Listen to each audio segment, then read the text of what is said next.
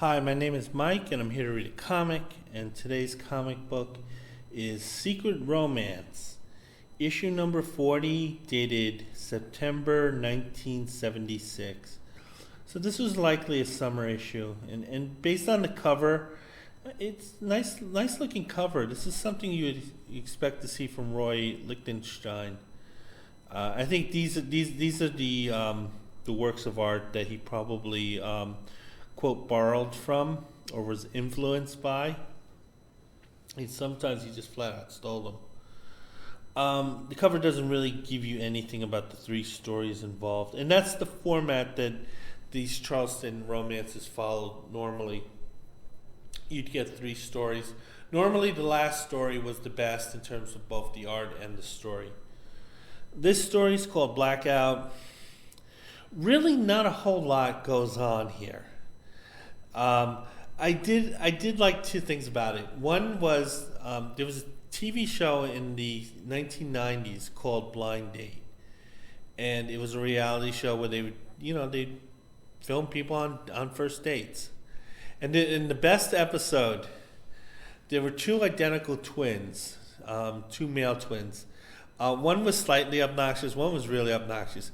But during the date, they arranged it so they switched clothing, and then they started dating the other woman. So the twins, they started the date with one woman, they ended the date with another, and they were able to get away with this because they were just so identical looking. All they had to do was just change their T-shirts. And that was one of the best episodes of the show. There's a petty thing about cosmetics here. And it's something I've heard about, but I've never seen.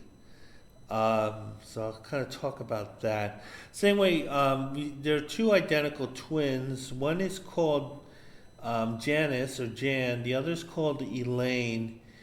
They're not identical twins, but they're identical twins. There's so little to the story. They kind of made one a little older than the other. And it turns out that sometimes their own boyfriends get them mixed up. And here, this splash page, there's a little bit of foretelling, because this kind of works its way into the resolution. So anyway, the sister who's being confused by this one guy, Don, she's flattered by it, but she's like, no, you're dating the other sister. The other guy, I don't know, one guy's named Don, and the other's Gary. Gary's kind of dark-haired guy, kind of kind of interesting, kind of like Lau Wagner from Carol Burnett show. So anyway, they're kind of laughing at the mix-up. The two girls live together, and they're kind of talking about their futures with these men, because they like them. But that's the problem, is that they like them and they don't really feel strongly about them. One sister is leaning toward marrying her boyfriend simply because she's comfortable with him. And she's kind of admitting that, I'm more comfortable than in love with him. The other is kind of not sure about her long-term goals with this guy, because she's kind of lukewarm about her guy too. So both twins are kind of like, they feel lukewarm about their current mates, even though the current mates have a lot to offer. They're nice guys, they're good-looking guys, they make good money. By all measures, they should be happy, but they're not happy. But they're not unhappy either, if that makes sense. Same way, they're going on these dates. They kind of double date together. They also wear the same clothing. It's kind of a dick move, I think. If you know people are confusing you. I went to school with identical twins. They were Dominican girls. They were both very pretty. But one of them, I remember, would wear very bright colors. And the other one wore very dark colors. And the one that wore the bright colors tended to be a little happier. And the one who wore the darker colors tended to be a little solemn. And that was sort of, I guess, their natural way of kind of differentiating between the two, because they both looked exactly alike, and they always hung out together. but at the same time, it was those little differences that you kind of tell that they were individuals. So again, they're talking about marriage, and again, they're just feeling lukewarm about it, and they're just talking about how they're just more comfortable than really in love. She doesn't want to hurt their feelings. She's also talking about, hey, it could be a mistake if we do it. So she's kind of stowing doubts. So anyway, I'm looking at this one panel, and it has one of the girls saying, yes, totally confused. I'm kind of guessing the creative team kind of felt this way about this story too. So it turns out they're kind of on they're having a long weekend together because they have the house to themselves. The girls are talking about washing up. And one of the other girls says, who gets the shower first? And you see poor Don, he has his eyes closed. God knows the fantasies that are going on through his head. So anyway, the girls are getting ready. They're sharing the bathroom. But one of the girls uses the perfume of the other girl. And she gets pissed and uses her cosmetics and uses her perfume. So both of the girls, the perfume that they normally wear, they switched it. And it's just so funny that little bit of pettiness about cosmetics. I heard like women will steal other women's cosmetics like crazy. Anyway, it turns out there's a blackout. So everyone's kind of messing around in the dark. They're walking around. They can't figure out who's who. Don comes across one of the twins. He thinks it's Eileen, but he thinks it's Janice. And it turns out the other guy is meeting up with the other twin. And what happens is that the two are really hitting it off. So the two couples are really hitting it off. So Don is really happy with this twin and not the previous twin. And Gary is happy with the new twin and not the old twin. So you kind of see where this story's going. Don and his twin, it's easy to keep track of the guys, they embrace in a kiss. The lights come back on. The other couple sees Gary and the other twin kissing, but they don't mind. And it turns out that they were sort of right, where they weren't dating the right twin. So they kind of do a switch here. So Jan is with Gary and Don is with Eileen now. It's a new coupling. Will these two couples last? Probably, yeah. All of them knew there was some unhappiness and lack of satisfaction. Even though they weren't unhappy, they weren't happy either, and they find happiness. They're happy, and they kind of deserve each other. So anyway, that story's over. The next one I'm going to read is The Girl I Used to Be. I get the feeling this is a little autobiographical. This is a story about a girl named Eve. She's from a small town, and she comes to big town Los Angeles. It's fun looking at these drawings. And it's weird because she doesn't have much of a culture shock. She kind of fits in really well. But that's the thing that scares her, is that, hey, I'm fitting in too well. There must be something wrong with me, even though she acknowledges that Los Angeles is way more fun than her small town. She decides she's a small town girl. It's a happy ending for her, though. I kind of think she has some psycho issues here. So anyway, it turns out Eve is kissing this guy on the beach. He's a real jerk, because after she stops, he goes, "Hey, I'm just getting started, woman. Let's."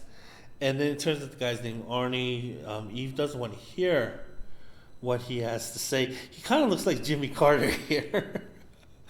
Yeah, I don't think Jimmy Carter wanted this in his campaign ads in '76.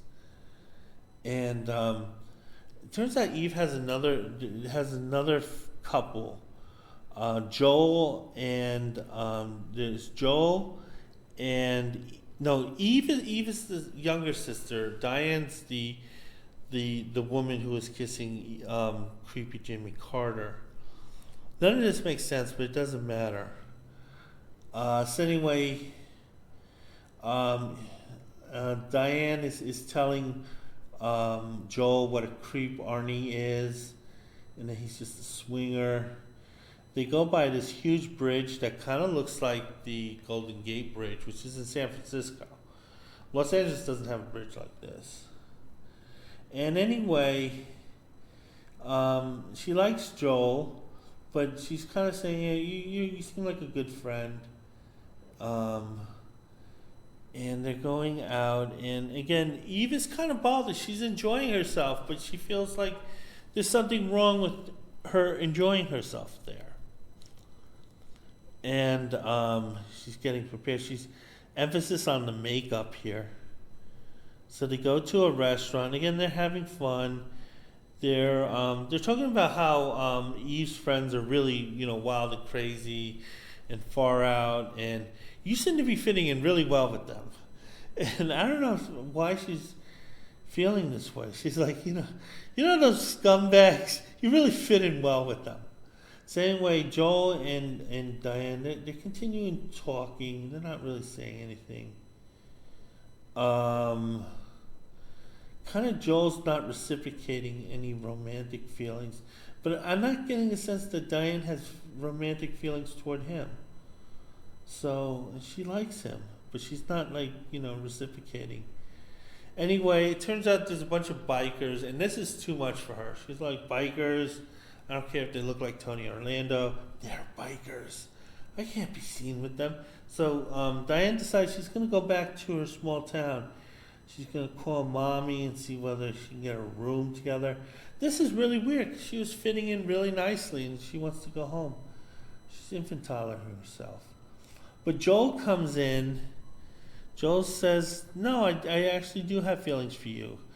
I'm just kind of hiding it in this, turtleneck sweater here. Anyway, I don't know if this guy's in the closet or not. But anyway, he's playing the role of, I'll be here waiting for you. Kind of simping a little here. So anyway, yeah, she goes back home to her small town. Joel promises to visit. She visits, the two fall in love, and I think Joel's going to stay in the boring small town. Okay, so the next and last story is Love to Share. This is the story I know the least amount about. Again, it's probably a little bit autobiographical. Okay, so I'm gonna start. It starts like in the wilderness, kind of like what you would see in the Pacific Northwest. It's a forestry thing. So I guess the person who created this story, Mike Vosberg, I guess he has a thing for conservation. The guy's name is Roy.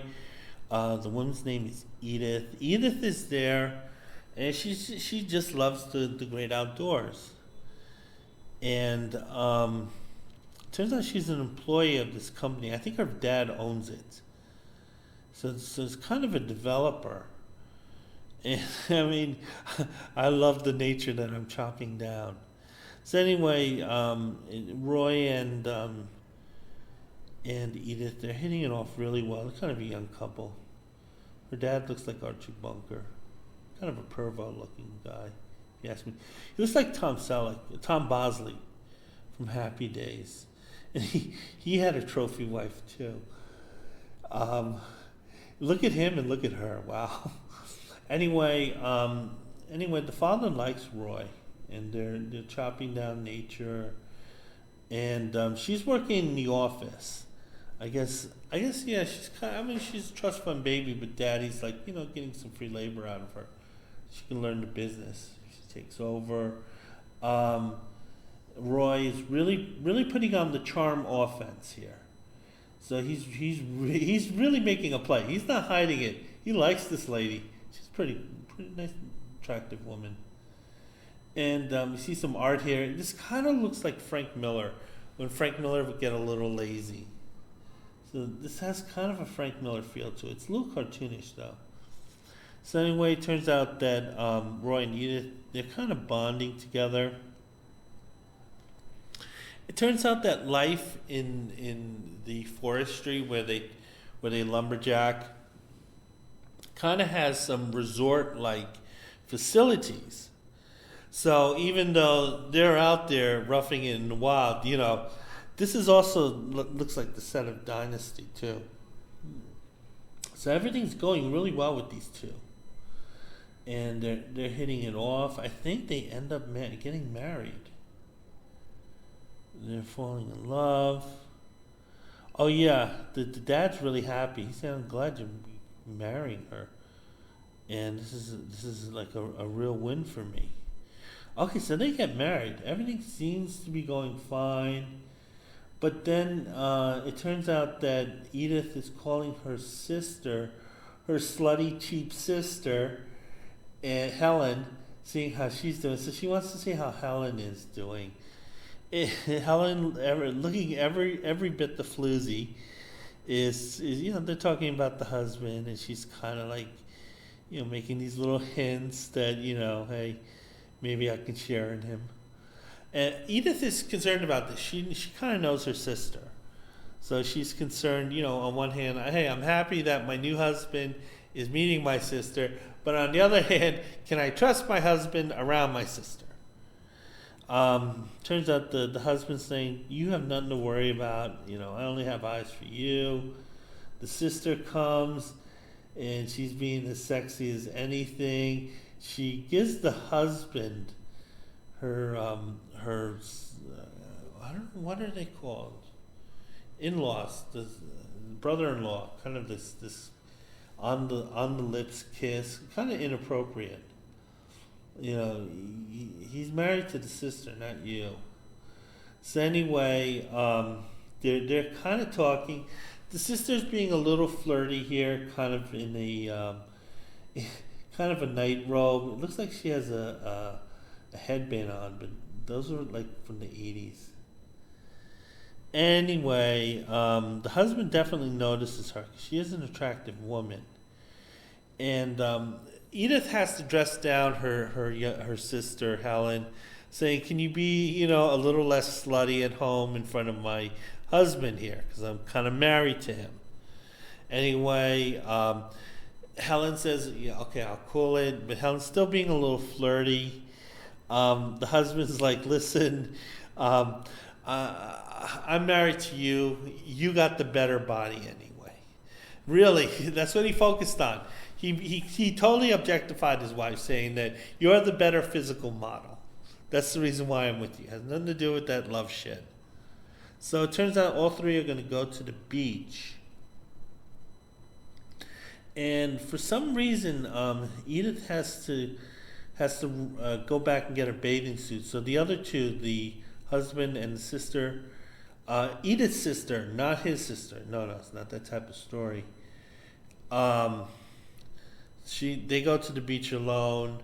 The Edith does hurry up. She grabs her bathing suit and she goes as quickly as possible to the swimming spot. When Edith arrives, she sees her sister kissing her husband full on the lips. He looks like he's going to throw up right in her mouth. I mean, it's kind of fun. Then there's a really nicely drawn panel here. And I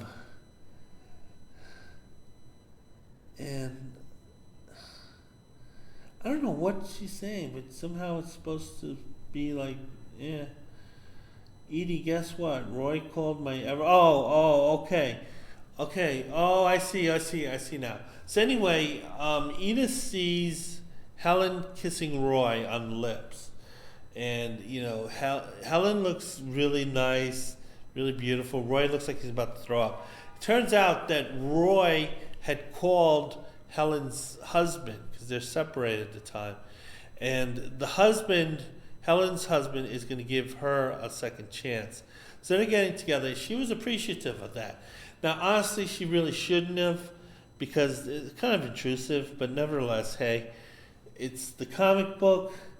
Roy explains this to his wife. His wife feels silly for feeling jealous. Shouldn't really, because her sister was kind of slutty. And we see the couple happily embrace each other, but they're in the background. Meanwhile, in the foreground is slutty Helen.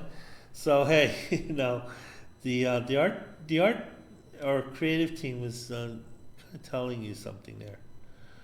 Okay, so I think that's the end. That's the end of the stories. The last thing to look at is Jennifer's Corner. This is an advice ad. This is an advice column for kids who wrote in. Okay, so anyway, the first letter is from a girl. She's 17 years old. She's with this guy. She's been with this guy for about a year, and she wants to buy an anniversary gift. Like, hey, we've been dating together for 1 year, but she's worried about it seeming clingy. So she kind of doesn't want to. She doesn't want to scare this guy off and be ridiculous. Jennifer says it's completely fine. It's reasonable. You've been seeing him a year. Sometimes these advice columns, the girls want to give like their boyfriends a 1 month anniversary gift, or like something crazy like that. And the advice column say, hey, that's going to creep him out. But she's saying, yeah, you've been seeing each other for a year, so that's fine. Okay, the next letter is from a 16-year-old. And she's had a boyfriend for about 4 months. Then he started ignoring her. And she found out that he is dating a girl, and not just a girl, but the best friend of this girl. So this girl's best friend kind of betrayed her.